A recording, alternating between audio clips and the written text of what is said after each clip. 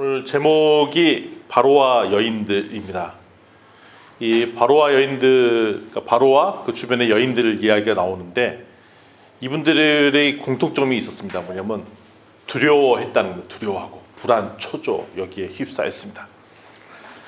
먼저 바로는 그 이집트 왕이잖아요. 가장 큰 권력을 갖고 있었는데 그 이스라엘에 대한 근거 없는 두려움을 막 가지게 되었어요. 얘네들이 인구가 더 늘어나서 우리를 해코지할지 모르겠다라는 두려움이 가득했어요. 그래갖고 그냥 근거가 없는 거죠. 우리를 해하러 왔다 뭐 이런 겁니다. 그래서 이스라엘 민족을 제거하는 작전에 몰입을 하죠. 과거에 이집트가 그 위기에 빠졌을 때 요셉을 받아들여서 위기를 넘겼는데 지금은 그 상황이 바뀐 겁니다. 그래서 이제 히브리에 출산한 아이들을 없애려는 계획을 세웠고요. 이를 보호하는 여인들 이야기가 오늘 읽었던 성경 본문에 나옵니다.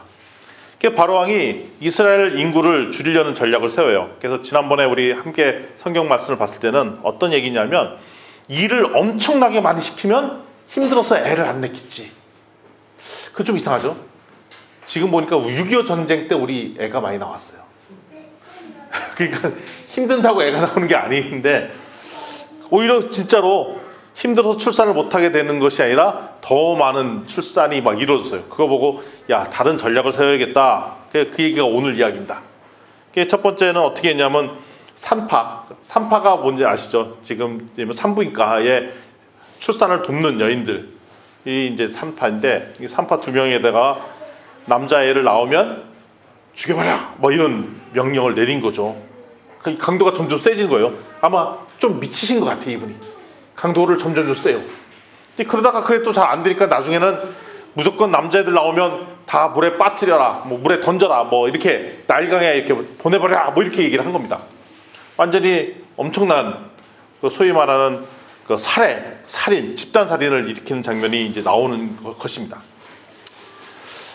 이스라엘의 구원자로 올 모세를 막으려는 것이 이제 사단의 전략인데 이 전략을 어떻게 하냐? 첫 번째, 애굽의 왕한테 근거 없는 불안감, 두려움을 갖게 만들어서 그게 더 확산돼서 이런 큰 나쁜 일들을 도모하도록 하는 것이 사단의 전략이에요. 그래서 아시다시피 예수 그리스도가 출산할 때도 헤롯 왕에게 불안한 마음을 심어갖고 당시 태어났던 수많은 이스라엘 민족의 어린 아이들이 살해를 당했던 사건들이 있습니다. 그러니까 역사적으로 보면 사단이 제일 싫어하는 게 뭐냐면 복음이 이어지는 것, 구속의 역사가 이어지는 것, 그걸 한 민족이 더 복음을 받아들이는 것을 가장 싫어해요. 그래서 그거를 막으려고 엄청나게 노력을 할 겁니다. 올 여름에 우리 교회 단기팀이 터키로 가잖아요. 아마 잘 모르겠지만 수많은 방해 공작이 있을 거예요. 왜 가면 큰일 나니까.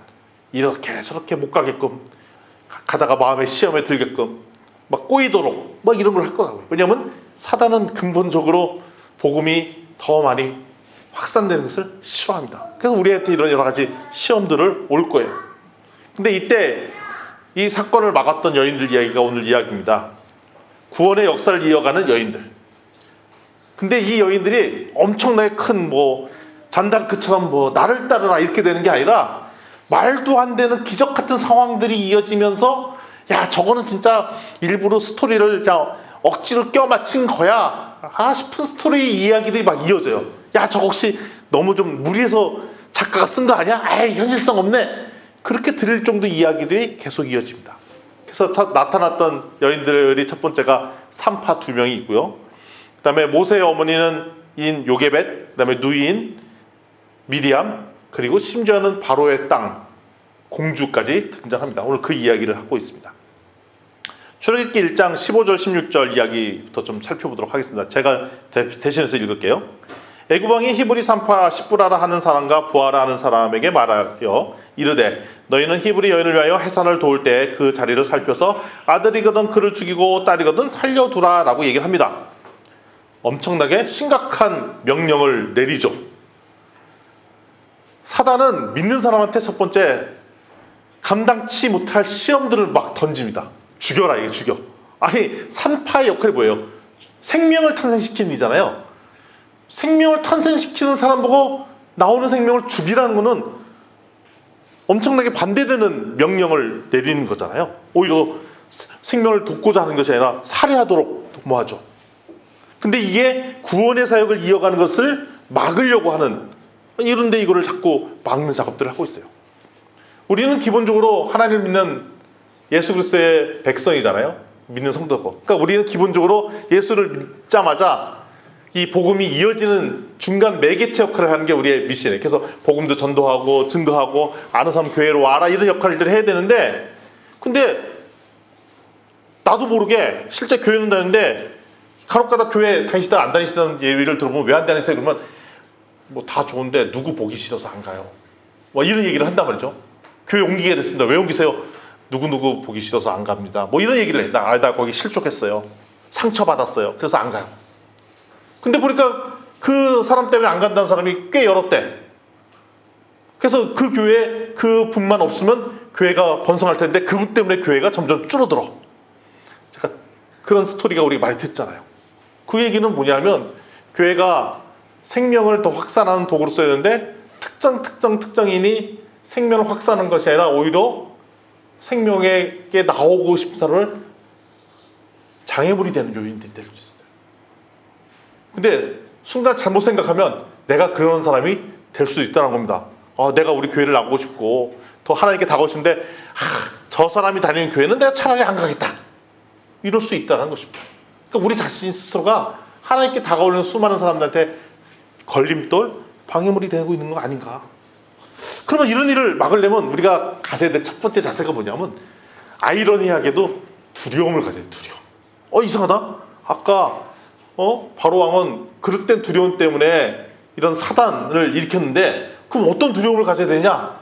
성경에 그거 나와 있어요. 뭐라고 돼 있냐면 하나님에 대한 두려움을 가져라 라고 돼 있었어요. 누가? 산파 2명이 하나님에 대한 두려움을 가졌어요. 그래서 우리 교회를 다니면서 꼭 명심에 대한 한 가지 단어, 한 가지 문장, 하나님을 두려워하는 것. 우리 얘기하잖아요. 저 나쁜 일 하면 하늘이 나 보신다 뭐 그 얘기 하잖아요. 그때 그 말이에요. 하나님을 두려워하는 것. 그게 첫 번째입니다. 우리 좌우지체들한테 이렇게 권하겠습니다. 하나님을 두려워합시다. 네. 뭐 학교에는 급훈으로 엄마가 보고 있다. 선생님이 보고 있다. 그래서 그 옆에다 이제 사진까지 걸어놓죠. 담임 선생님 사진까지 내가 늘 보고 있다. 그때 무슨 드라마가 어딘가 보니까 거기에 진짜 감시 카메라 이렇게 달았고 선생님이 보고 있어 뭐 이런 누군가 보고 있다. 급훈 뭐. 네. 제일 무서운 말이에요. 사실 부모님이 보고 있다. 학교 선생님이 보고 있다. 이제 나이 먹고 결혼하면 제일 무서운 게 아내가 다 알고 있다. 이게 제일 무서운 말이죠. 남편이 다 알고 있다. 네, 아빠가 다 엄마가 다 알고 있다. 다 무서운 말이에요. 근데 그보다 점점 시간이 지나면 간이 배 밖으로 나와서 아내가 무서워지지 않고 부모가 무서워지지 않으면 그때부터는 이제 불행한 일이 계속되기 시작합니다. 그런데 그것보다 더 큰 일은 하나님을 두려워하지 않는 것. 하나님이 알고 있다는 걸 우리가 무시하는 거예요. 그러니까 우리가 삐딱해지고 우리가 어려움에 취하는 근본은 하나님을 두려워하지 않기 때문에 생기는 겁니다. 하나님. 심지어는 절대 권력이 있는 바로왕 같은 명령을 받았어요. 근데 보니까 하나님의 명령과 권력자의 명령이 반대가 돼요. 그럼 당연히 그 절대 권력을 가진 왕은 여차하면 우리의 목숨을 사할 수도 있어요. 그러면 그 왕의 명령을 따르지 않는다는 것은 내가 죽을 수도 있다는 거죠. 근데 하나님의 명령과 어긋나. 이 산파는 되게 두려웠을 거예요. 어떡하지? 하나님 말씀대로 하자면 죽이면 안 되는데 그렇다고 왕의 명령을 따르자면 우리가 죽을 텐데 어떡하지? 하다가 주저 하다가 못 죽이고 그냥 버티고 그냥 특별히 한 게 없어. 산파들은 그냥 가만히 있었던 거야. 어떡하지? 나 애들 안 죽이면 안 되는데 어쩌저쩌 하다가 그냥 왔어. 그랬더니 애들은 잘 나오고 애들은 더 많이 늘고 그 얘기를 여기도 엄마를 찾고 그런 일이 막 일어나니까 바로 왕이 화가 났겠죠. 내가 절대 권력 갖고 있는 명령자가 산파들한테 나오는 남자애들 다 죽여버려라 이렇게 명령을 했는데 그게 아니라 더 늘어났잖아요. 이렇게 불렀어. 불러갖고 니들 우찌 된 거냐? 상황 설명하니까 뭐라고 설명하냐면 이스라엘 여인들은 힘이 좋아서 애굽 여인과 달라 힘이 좋아서 내가 갔기 전에 벌써 가보니까 다 나았대더라 이렇게 얘기를 합니다. 이게 상식적으로 말이 되는 얘기입니까? 아니 그 말이 맞다면 자기들이 직업이 필요 없었겠지. 아니 그동안 자기가 직업으로 산파라는 직업으로 해왔다면 그게 필요하니까 했던 거 아니에요. 근데 갑자기 왕이 그런 명령을 내리니까 알아서들 히브리 여인들이 다 애를 낳고 내가 죽이기 전에 벌써 애가 다 낳았더라. 이게 말이 되는 얘기예요? 말이 안 되는 얘기잖아요. 그리고 바로 왕의 입장에서 볼 때 이분들이 하는 이 변명을 듣고 진짜 그런가 봅니다 라고 생각했겠어요? 저는 말도 안 되는 핑계라고 생각했겠죠. 근데 왜 그런 핑계를 냈느냐? 아무런 준비가 없었다는 거예요, 사실은. 그러니까 논리로서 대응할 수 있는 논리가 없었다는 거예요. 왕은 명령했고 그걸 안 지킨 건 맞고 하나님께서 안 지켜봤는데 그러면 안 지킨 이유 뭐라고 설명하냐? 설명할 게 별 다른 아이디어가 안 나는 거예요. 그래서 말도 안 되는 얘기를 그냥 거기서 한 거야. 가보니까 벌써 났던데요? 뭐 이런 얘기를 하는 거예요. 그러니까 아무 말 대잔치를 한 거예요. 그냥 이렇게 얘기한 거죠. 그냥 아무 말 얘기한 거예요. 그냥 진짜로. 뭐 특별하게 뭐를 짜고 이렇게 하면 임금이 이렇게 생각할 테니까 우리 말이 믿어주겠지 이렇게 짜지도 않았어. 그러니까 눈에 뻔히 보이는 거짓말을 한 거죠. 있잖아 우리 집 애들 키우다 보면 애가 잘못했는데 너 왜 이렇게 잘못했니? 라고 하면은 거짓말로 핑계 대잖아요. 근데 문제는 애는 머리를 썼는데 우리는 다 보여. 제가 전에 한번 얘기한 적이 있었어요. 제가 어렸을 때 저희 집은 어깨동무를 그렇게 구독해서 열심히 봤는데 양대산맥이 있었어요. 월간지 어린이 월간지 두 개의 양대산맥이 있었습니다. 저 어렸을 때 하나는 어깨동무, 하나는 새친구. 새동무인가? 어깨동무, 하나는 새친구. 새소년. 맞아요. 기억이 나시는 분들은 좀 연배가 있으면 우리 어렸을 때 봤던 그 월간지가 있었어요. 그래서 저희는 어깨동무파와 새소년 이렇게 양대산맥이 있었는데 월간지 잡지책이 있었어요. 그때 하여튼 애들이 엄청나게 봤어요. 그래서 저는 거의 어깨동무를 맨날 봤는데 너무 새소년이 보고 싶은 거예요. 그래갖고 어깨동무 다음 호가 나왔다고 얘기를 하고 새소년을 샀어. 그리고 가면 부모님이 황당해 하실 거잖아요. 어깨동무 산다고 했더니 새소년을 사왔어. 이게 어떻게 된 거냐? 그러니까 요번에만 표지가 바뀌었나 봐요. 어깨동무 새 거예요 하면서 새소년을 보여준 거예요. 나는 머리를 써갖고 썼다는 거야. 이게 요번에만 특별히 바뀌어서 나왔다는 거야. 이게 말이 되는 얘기입니까? 진짜 저야말로 아무 말 대잔치를 막 한 거예요. 이게 믿어줄 거라고 생각하고. 당연히 엄청나게 혼났죠. 그때 거짓말했다. 그게 딴 게 아니에요. 차라리 하고 싶으면 사고 싶다고 얘기를 하지 왜 거짓말을 했냐라고 막 혼나고 그랬어요. 그냥 아무 생각이 없었는데 오늘 산파들이 그 정도의 거짓말을 한 거예요. 그런데 애굽 왕이 바로와 그를 그냥 묵인해 줍니다. 살려주세요. 왜냐하면 이유가 있었습니다. 하나님의 은혜가 있고 이들이 하나님의 계시다는 걸 보고 그냥 내버려 둡니다. 20절, 21절 보면 제가 읽어볼게요. 하나님 그 산파들에게 은혜를 베푸시니 은혜를 베풀었다. 그러니까 그 상황은 피할 수 있는 기계가 아닌데 하나님께서 은혜를 베푸셔서 그냥 살 길이 생긴 거예요. 산파가 지혜를 잘 써서 대변을 잘해서 한 게 아니라 하나님께서 그냥 은혜를 주셨어요. 살 길을 주셨어요. 그리고 오히려 뭐라고 하냐면 백성이 더 번성하게 하고 더 강해지게 하고 왕의 계획과 다르게 가게 하고 그리고 산파들은 하나님을 경외했으며 오히려 그 집안이 흥왕하게 됐다. 흥왕은 되게 잘 됐다는 얘기죠. 근데 여기 경외라는 단어가 있잖아요. 경외가 무슨 뜻이냐면 영어로 fear라는 단어죠. fear. 두려워하다예요. 두려워하다. 앞에 썼던 두려워하다는 건 똑같은데 그냥 우리가 두렵다라의 공포는 무서워서 두려워하고 막 그래서 공포스러워서 두려워하는 거가 아니라 여기서의 두려움, 경외는 존경해서 두려워하는 거예요. 어르신이 하시는 말씀. 그보다 극강의 존경함으로 말씀을 받는 두려움이 있었다는 겁니다. 그러니까 결국 두려움과 경외는 같은 말이에요. 같은 말. 잘 보세요. 우리가 잘 되고 싶죠. 부자 되고 싶죠. 흥왕하고 싶어요. 나의 노력이 아니라 하나님의 도우심으로 부자가 되고 흥왕하고 싶으면 첫 번째가 하나님을 경외하고 하나님을 두려워하는 것밖에 없다는 얘기예요. 여기서 얘기하는 얘기. 축복의 말을 빌어드리겠습니다. 우리 좌우지체들에게 권하겠습니다. 하나님을 두려워합시다. 하나님을 경외합시다. 이게 하나님께 잘 되는 일의 핵심이에요. 하나님을 두려워하는 것. 누가 보고 있다? 하나님 보고 있다. 내 생각 누가 다 알고 있다? 하나님 다 알고 있어. 예. 그러니까 내가 생각하는 여러 가지 아이디어 지혜는 거의 뭐 어깨동무를 새소년이라고 거짓말하는 수준밖에 안 된다는 얘기예요. 하나님 앞에서는 다 알고 계세요. 심지어는 얘기할 때 너의 속 의도까지도 다 알고 계시다는 거예요. 근데 그를 우리가 그게 뭐 어쨌다고가 아니라 어때야 된다고요? 두려워해야 돼요. 하나님 다 알고 계신데 하늘이 보고 계시지 않냐라는 그 말에 우리가 두려워해야 된다는 것입니다. 그걸 놓치면은 그 다음부터는 답이 없기 시작하죠.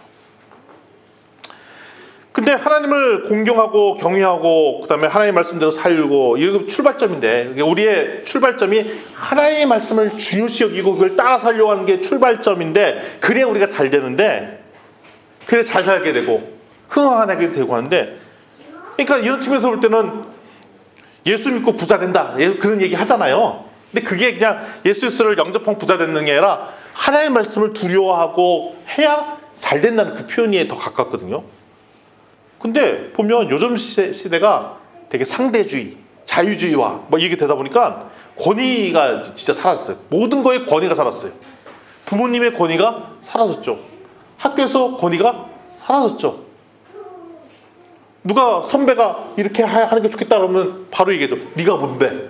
그리고 선배가 후배한테 뭐라고 얘기하고 선생님의 제자한테 뭐라고 하면 제자들의 마음은 무슨 마음이 태균에 들기 시작하냐면 저 사람은 나한테 뭔데 내 인생에 개입을 하고 뭐라고 하냐? 저 사람 꼰대 하냐? 이렇게 얘기를 합니다. 그래서 권위를 갖고 얘기하는 거를 우린 자연스럽게 뭐로 바꿨냐? 꼰대로 바꿔버렸어요. 꼰대. 그러다 보니까 명령 듣는 거를 엄청나게 싫어하는 시대가 되었어요. 명령 듣는 걸 싫어합니다. 그게 일반 사회에서뿐만 아니라 교회에서도 나타나요. 솔직히 교회의 어르신들의 명령을 들을 필요는 없어요. 그건 하나님의 명령이 아닌데. 근데 심지어는 성경에 나와 있는 말씀, 예수님의 말씀을 듣는 것조차도 그냥 시큰둥해지는 분위기가 엄청나게 커졌어요. 그래서 심지어는 말은 안 했지만 하나님도 꼰대 아니야? 이렇게 생각할 수도 있을 것 같아요. 그 정도로 하나님 말씀에 대한 권위가 떨어져 있는 시대가 되어버렸다는 것입니다. 그러시면 평생 후회합니다. 라는 게 오늘의 메시지죠. 엄청나게 고생한다는 얘기를 하는 겁니다. 성경을 좀 더 읽어보도록 하겠습니다. 22절 보면 그러므로 바로가 그의 모든 백성에게 명령해 이르되 아들이 태어나거든 너희는 그를 나일강에 던지고 딸이거든 살려두어라 하였더라. 이제는 스케일이 더 커졌어요.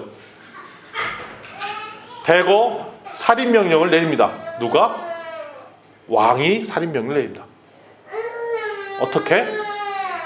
물에 던져 넣어라. 나일강에 던져 넣어라는 대거 살인명령을 내립니다.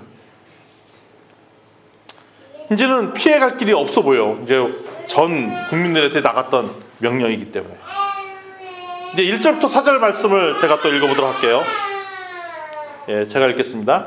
레위 가족 중 한 사람이 가서 레위 여자에게 장가들어 그 여자가 임신하여 아들을 낳으니 그가 잘생긴 것을 보고 석 달 동안 그를 숨겼으나 더 숨길 수가 없게 되매 그를 위하여 갈대 상자를 가져다가 역청과 나무진을 칠하고 아기를 거기 담아 나일 강가 갈대 사이에 두고 그의 누이가 어떻게 되는지를 알려고 멀리 섰더니 라고 됩니다. 바로 왕의 탄압은 심해져서 애가 나오면 다 나일 강강에 던져라 라고 돼 있어요. 아들을 낳으면 큰일 난 거죠. 왜? 왕의 명령이기 때문에 거역할 방법이 없습니다. 레위 가족 중에 한 가족이 애를 낳습니다. 누군지 아시죠? 모세를 낳았습니다. 근데 원래는 낳자마자 나일강에 던져야 되는데 뭐 때문에 안 던졌다고 나와있죠? 잘생겨서. 모세가 산 이유 첫 번째 잘생겨서. 성경이 그렇게 됐어요.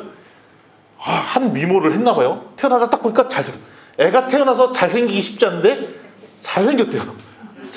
진짜 10달간 그 엄마 양수에 있다 오면은 애가 쭈글쭈글 해갖고 대부분이 잘생기기가 쉽지 않은데 딱 보니까 잘생겼다고 돼 있어요. 그런데 예, 그렇죠. 잘생겼. 제가 그랬어요. 너무 좋아 보이셨구나. 애를 낳고 너무 기쁨에 가득하셨던 분들도 계셨습니다. 이게 그런데 목사님이 하신 말씀이 맞아요. 왜 맞냐면 여기서 나온 잘생겼다를 뭐라고 하냐면 토부라는 히브리어를 썼어요. 토부. 많이 들어봤죠, 토부. 그게 뭐냐면 창세기 1장에 나오는 심히 보기에 좋았더라의 그 단어가 토부예요. 그러니까 하나님이 보시기에 너무 좋았던 존재를 쓸 때 토부라는 단어를 썼었어요. 그러니까 모세의 어머니 요게벳이 모세를 딱 낳고 봤는데 그 심히 좋았더라의 그 토부라는 단어를 얘기한 거예요. 그러니까 하나님이 마음이 들어서 너무 좋은데 그렇게 그러니까 이거는 하나님의 작품이라고 느낌이 확 든 거예요. 근데 하나님의 작품을 어떻게 왕의 명령이라고 물에 빠뜨리겠어요? 그렇게 하면 안 되잖아요. 그래갖고 석 달을 버텼어요. 우리 애 태어나면 처음에는 조용히 있다가 석 달 100일이 지나기 시작하면 이제 감당이 안 되잖아요. 예. 우리 예배 시간에도 우리 애들이 막 이렇게 얘기하면은 감당이 안 되잖아요. 예. 근데 그거는 당연한 거라. 아이들의 성향과 습성이 그런 걸 어쩌합니까? 그게 당연해요. 그게 통제가 잘 안 돼요. 언제까지? 석 달까지. 석 달까지. 그 얘기는 뭐냐면 석 달까지는 몰래 키우는 게 가능했는데 이제 석 달이 지나가니까 더 이상 우리 집에 애가 있다는 것을 숨길 수 있는 방법이 없게 됐어요. 더 이상. 애는 우리 집, 저 집에 애가 있나 봐? 아니 왜 안 받쳤어? 뭐 이렇게 되는 거죠. 그 전에 몰래 키웠는데 드디어 이제 때가 됐습니다. 석 달 동안 버틸 동안.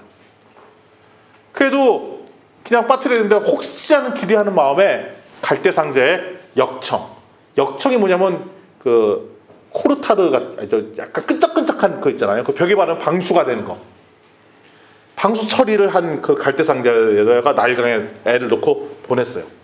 근데 사실 그래 봐야 시간이 오래 지나면 그거는 물에 들어가거나 그래요. 그러니까 기적 같은 상황이란 뭐냐면 누군가 저 애를 구해 주던가 이런 상황들이 발생하지 않으면은 애는 죽을 수밖에 없는 거예요. 나일강가에 애를 띄웠어요. 그럼 우리 애를 띄웠는데 누군가 와서 구해 주겠지라고 기대하는 거는 쉬운 일이 아니잖아요. 근데 그때 기적과 같이 죽었어요. 죽음에게 간 나일강에 생명의 강 나일강으로 바뀌는 기적적인 생활이 있었어요. 그 잘 봐요. 어머니의 대응이라는 것도 사실 객관적으로 허접해요. 그러니까 3개월 기다린 것밖에 없고 뭐 드라마 때 애를 빼돌린 것도 아니고 갈대상자에 혹시 물이 셀까봐 역청 이게 발라주고 그리고 그것밖에 없었어요. 그것밖에. 그리고 누이인 미리암도 할 수 있는 게 뭐냐면 멀리서 지켜보기, 사절에 멀리서 지켜보는 정도밖에 할 수 있는 게 하나도 없었어요. 근데 하나님께서 원하시는 대응이 그 정도 수준한 거예요. 우리가 할 수 있는 것들. 이 판을 완전히 바꾸고 뭐 그런 게 아니라 그 애정한 하나님께서 주신 그 마음을 보고 애를 보고 쳐다보고 갈망하고 이 정도 수준이에요. 우리가 할 수 있는 거. 사랑합니다 라고 얘기해주고 기도해주고 이런 수준이에요. 이런 수준. 하나님께서 표현하는 우리의 사랑 방식이 요게벳이나 미디암이 했던 그런 표현과 별 다를 바가 없더라. 그런데 여기에 기적이 일어납니다. 바로의 왕의 딸이 목욕하러 강에 와요. 그거 이상하지 않으세요? 왕의 딸이 목욕하러 나일강에 왔어. 그게 얼마나 자주 있는 일일까요? 이런 거죠. 어쩌다 한번 물놀이 가자고 나간 거라. 우리는 진주 사천 가까워서 바닷가 있지만 바닷가 얼마나 자주 가서 물놀이 합니까? 우리 준원이는 바다를 좋아하니까 자주 가지. 거의 매일 가고 라고 생각하겠지만 1년에 한두 번 갈까? 우리 가까운 바다 옆에 있는데도 그럴까요? 남강에서 매일 놀고 그렇지 않나요? 그럴 일이 없죠. 예. 지리산 밑에 살아도 지리산 진짜 어쩌다 한 번씩 가고, 예. 촉성로 옆에 있어도 아내한테 물어보면 촉성로 간 게 뭐 20년간에 뭐 한두 번 될까 말까 이렇게 몇 번이나 가보셨는지 진짜로 잘 안 가게 되잖아요.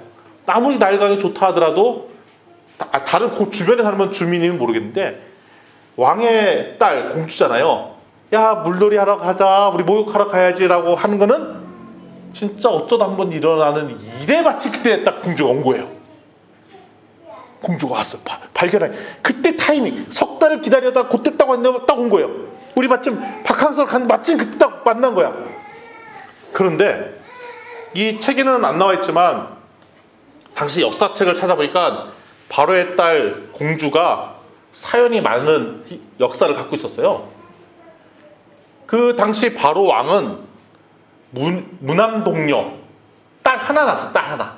근데 당시에 임금이 꼭 세습을 해주려면 다음 왕 뭐 세자고 책봉하고 그러면 꼭 누가 필요해? 아들이 필요하잖아. 아들. 그래서 우리 조선 말때 되면 그 아들이 없으니까 대표적으로 철종 같은 경우에는 뭐 사둔에 팔춘에 어디에 찾아가고 강화도에 있는 사람을 잡아다가 왕을 진짜 나무꾼인데요. 너 족보를 따져가면 그 왕의 흔적이 남아있으면 너 왕해. 저 나무캐다가 갑자기 왕하라고? 그렇게 왕 되신 분이 누구야? 철종이에요. 철종. 우리 조선조의 철종. 근데 그런 것처럼 혈의 계통들을 잇는 것이 되게 중요한데 당시 바로 왕은 딸 하나밖에 없었어요. 그래갖고 어떻게 할까 고민하다가 친척되는 조카를, 그 당시에는 근친 결혼도 자주 있었으니까 조카 된 사람들을 결혼을 시켰어요. 그러니까 사촌이랑 결혼을 한 거죠. 그러니까 딸이자 이제 왕비, 대를 이어서 왕비를 시키려고 이렇게 그렇게 결혼을 시켰어요. 그런데 보니까 또 애가 안 나오네. 결혼을 했는데. 그러니까 공주이자 이제 왕비 후보로 된 거죠. 세자비 정도 되는 거죠. 그러니까 대리 사이로 붙이고 결혼했는데. 근데 애가 안 나오는 거예요. 없는 거예요. 그러면 계속 불안하겠죠. 그 당시에 그 바로 왕은 구테타로 왕권을 잡은 왕이기 때문에 항상 왕권을 강화하고 대를 잇고 이런 것이 되게 신경 쓰이는 부분들인데, 그 부모의 입장에서 볼 때는, 바로 왕의 입장에는 공주한테 항상 얘기하는 거지. 너는 아무것도 안 해도 돼. 뭐만 하면 돼? 아들만 낳아. 아들만 낳아. 뭐 이걸 했을 거라고요. 그래서 아들만 낳아라는 얘기가 항상 들었던 본인의 상처. 근데 아들을 낳는다고 해서 막 나아지는 게 아니잖아요. 그 마음에 하여튼 상처가 되고, 너는 왜 아들도 못 낳냐, 뭐 이런 얘기를 계속 듣고 그러고 있을 때 마음이 갈급해 있죠. 근데 딱 가봐서 보니까 갈대 상자에 애가 있어. 히브리인의 애라는 것을 보자마자 알았어요. 그러면 왕이 자기 아버지가 모든 애를 죽여라가 아니지, 물에 빠뜨려라, 그때 남았던 애라는 걸 알았겠어요? 몰랐겠어요? 당연히 알았죠.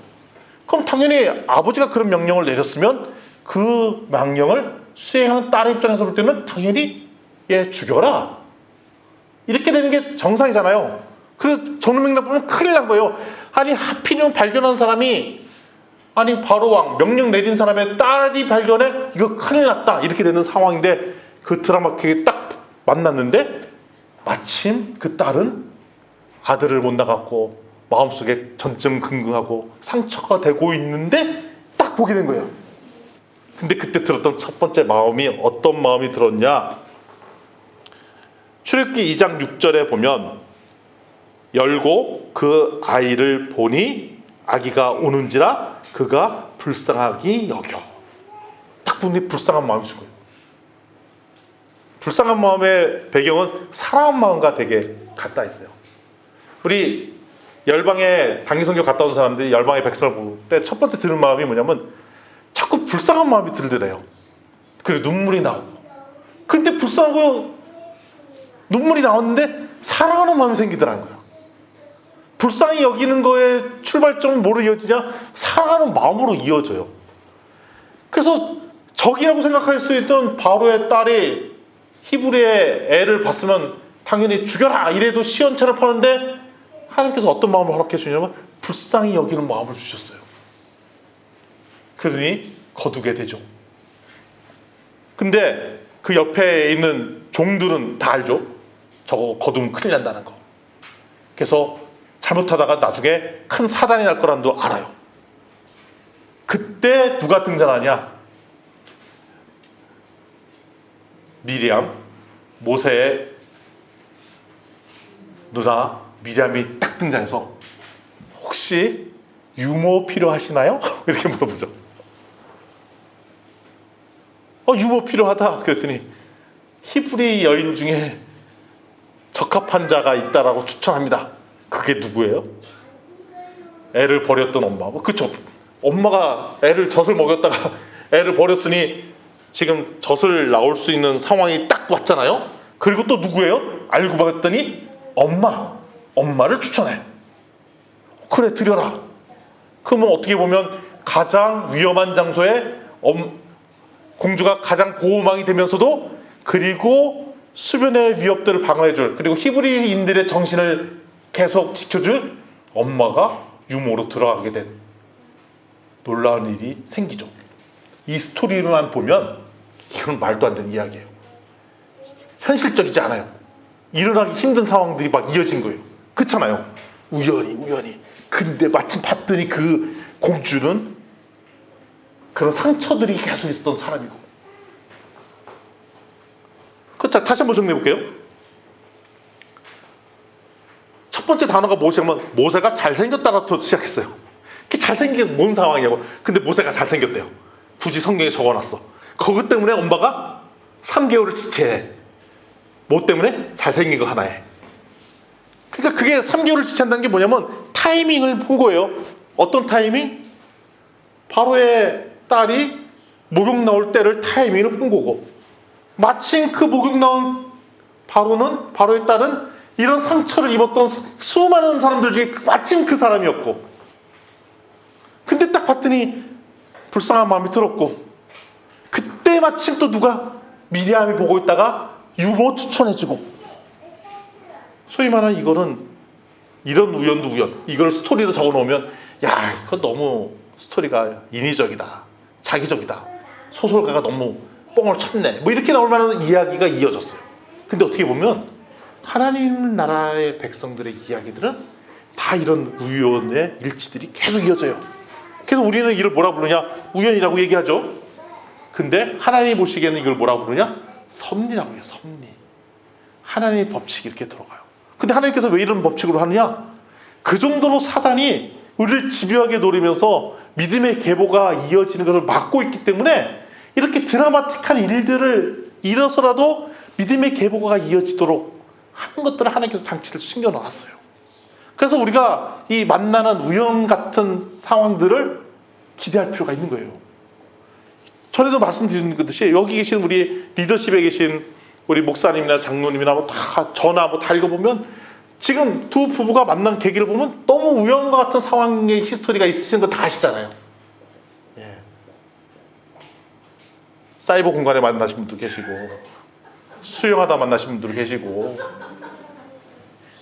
그냥 마침 시간이 비어서 한번 가봤다가 만난 저도 있고 너무 우연치 않을까. 예를 들면 여기 계시는 수많은 그 다음 세대 분들은 그때 우연찮게 그거 아니었으면 여기 없었을 사람들이라. 이 다음 세대 여기 계신 분들은 진짜로 그때 우연찮은 만남들이 아니었으면 없었을 존재들이 여기 계신 거예요.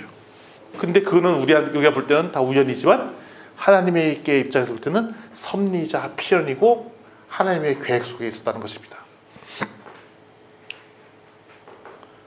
2장 10절, 요건 중요하기 때문에 한 목소리로 읽어보도록 하겠습니다. 2장 10절 화면에 나오죠. 시작. 그 아이가 자라매 바로의 딸에게로 데려가니 그가 그의 아들이 되니라. 그가 그의 이름을 모세라 하여 이르되 이는 내가 그를 물에서 건져내었음이라 하였더라. 죽음에서 그러니까 우리 나일강이 죽음의 상징이었는데 거기서 건져내서 물에서 건져냈다. 생명을 얻었다. 그게 모세였지. 모세는 죽을 사람인데 살아났다. 물에서 죽음에서 생명으로 바뀌었어요. 우연과 같은 수많은 사건을 통해서 살아났어요. 죽음에서 건져낸 구원은 이런 우연한 기회에서 발생합니다. 알고 보면 수많은 사연과 필연들이 엮여져 있어요. 우리만 잘 모를 뿐이죠. 근데 우리는 그걸 모르기 때문에 항상 불안하고 초조하고 두려움이 있습니다. 세상에 대한 두려움, 권력에 대한 두려움, 수많은 두려움이라고 있죠. 근데 우리가 가져야 될 두려움은 오직 하나, 무슨 두려움? 하나님에 대한 두려움. 하나님을 아는 것, 이거밖에 없다고 말씀드렸어요. 우리가 예수 그리스도를 만나게 된 것은 어떻게 보면 진짜 우리 입장에서 볼 때 우연한 기회로 예수 그리스도를 만났습니다. 그렇지만 하나님께서는 이런 상황들을 미리 오래전부터 준비 놓으신 그런 우연 같은 상황 속에 우리를 들어가게 하셨다는 거죠. 우연한 한 사람의 만남을 통해서. 그래서 우리가 해야 될 첫 번째 역할이 뭐냐면 서로를 초대하는 역할들을 해야 돼요. 이 교회에 초대하고, 만남을 초대하고, 작년부 모임에도 초대하고, 우리 작년부 다음 주에 어디 의기투합에 어디 가신다고 하대. 그런 모임에도 초대하고, 우리 다음 세대 모임에 또 다른 다음 세대가 들어오도록 초대하고, 우리 교회 예배에 또 다른 사람이 오도록 초대하고. 왜냐하면 그 사람은 우연찮게 왔다가, 그리고 진짜 스쳐 지나가서 한 번만 가려고 했던 그 자리에서 예수님을 만날 수도 있거든요. 우리는 우연히 한번 왔는데. 그래서 우리는 계속 해야 될 첫 번째가 당신을 초대하는 데, 초대하고, 구원의 자리에 초대하는 것, 오게 하는 것, 자꾸 만나는 것. 왜냐면 별 만남이 아니었는데 사람을 만나서 예수 그리스도를 알게 하는 것, 나의 경험을 얘기하는 것, 그거가 그 사람한테 중요한 인생의 터닝 포인트가 돼갖고 인생의 방향을 바꿔놓을 수 있어요. 내가 해준 얘기는 별 얘기 없어요. 내가 한 얘기는 내가 예수님을 알게 되고 교회를 다니는 그 계기를 그냥 얘기해줬어요. 그냥 촉하게 얘기했는데 그 얘기를 상대방 심각하게 듣고 하나님을 만나게 될 수 있는, 예수 그리스도를 영접하게 되는 중요한 터닝 포인트가 될지 모르거든요. 그래서 우리는 계속 해야 될 게 뭐냐면 초대예요. 초대. 만나고 초대하고. 그런데 우리 감사하게도 요번에 이 초대의 장을 스케일을 엄청 넓혔어요. 어디로? 터키로. 대거 3분의 1 정도 되는, 몇 분이 가시죠 진짜? 우리 터키 몇 명 갑니까? 우리? 지금 13명 12명 가십니다. 우리 교회 평소 출석 인원의 3분의 1을 가는 거예요. 그러니까 우리 교회 출석 인원의 3분의 1이 간다는 것은 엄청난 숫자가 가는 거예요. 그리고 보면 가서 지금 상상이 안 되잖아요. 뭐가 상상하면 가서 어떤 분들 만날지 상상이 안 되잖아요. 우리는 상상도 안 되고 우리가 볼 때 우연히 여러 사람들 만나겠죠. 근데 우리는 모르지만 하나님께서는 그 계획들 미리 다 기억하고 오셨다가 상황에 우연 같은 만남들을 하나님께서 기획하고 계셔요. 그리고 우리는 돌아와서도 그 만났던 만남으로 말미암아 어떤 일이 밝혀질지 잘 모를 수 있어요.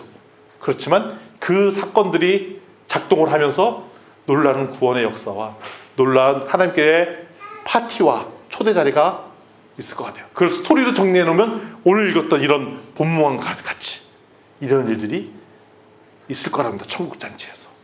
이런 소망하는 마음이 우리 교회에 있었으면 좋겠습니다. 그래서 우리가 이제 얼마 안 남았어요. 교회에서 우리 가는 게. 한 달 조금 더 남았죠. 한 달 반 남았어요. 그래서 우리가 이런 하나님의 우연과 같은 이 놀라운 스토리를 좀 사모하는 마음이 있었으면 좋겠고요. 우리 함께 좀 기도하면 좋겠고요. 더 격려했으면 좋겠고, 우리가 그 믿음의 끈을 놓지 않고 이 구원의 역사가 우리 진주 비전교를 통해서 더 많이 펼쳐지도록 하는 소망함도 있었으면 좋겠어요. 우리 같은 사람이 우리 단대하고 변방에 있는 이런 시골에 있는 교회에서 무슨 그런 일이 있다고요? 아까 나왔던 주인공들을 보면 다 주역이 아니신 분들이에요. 산파, 산모. 출애굽기 2장 1절에 대단한 가문 모세 이렇게 기록된 게 아니라 그냥 스쳐 지나가듯이 레이 가문에 한 사람이 있는데 그 사람에서 애를 낳았대. 뭐 이렇게 출발을 해요. 수많은 흔히 지나가는 사람 그 중에 한 명인 것처럼. 그러니까 우리는 흔히 볼 수 있는 동네에 뻔한 이 사람들, 그러니까 우리가 하나님 보시기에는 귀한데 우리가 느끼기에는 다 흔히 볼 수 있는 사람들이잖아요. 우리 흔히 볼 수 있는 특별하신 분들이 아니잖아요. 우리가 사실 다 동의 안 하시는구나. 근데 그런 흔히 볼 수 있는 이런 사람을 통해 하나님께서 놀라운 일들 하신다는 그 얘기를 하는 거예요. 왜냐하면 하나님께서 그동안에 성경에 나온 스토리를 보면 다 그냥 흔히 보다 못한 오히려 더 약해 보이는 그 사람을 들어서 이 일들을 하셨기 때문에 그렇습니다. 근데 보면 이 사람들이 뭐 대단한 거 했냐? 아니에요. 뭘 이렇게 엄청나게 연구했나? 아니에요. 심지어는 이상한 얘기도 했어. 아까 산파. 그냥 애가 막 나와서 막 하던데요. 뭐 이런 얘기를 했어요. 그냥 어떻게 보면 우리가 치밀하게 계획을 잘하고 이런 것보다 더 우선시 되는 것은 뭐냐면 하나님을 경외하는 것, 하나님을 두려워하는 것, 하나님이 하신 일을 소망하는 것, 이것이 가장 큰 일이다. 이래야 하나님의 하실 놀라운 기적을 우리가 바라볼 수 있습니다.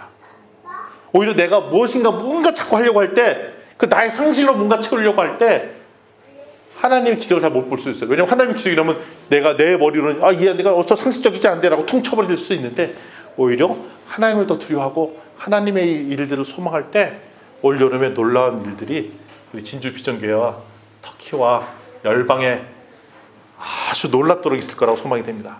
우리는 우리 교회에서 파송하는 이 팀들이 갖고 올 놀라운 축복의 이야기를 함께 나누고 기도하고, 그리고 또 감사하고, 이런 시간이 올 여름 시즌이 되었으면 좋겠습니다. 아멘.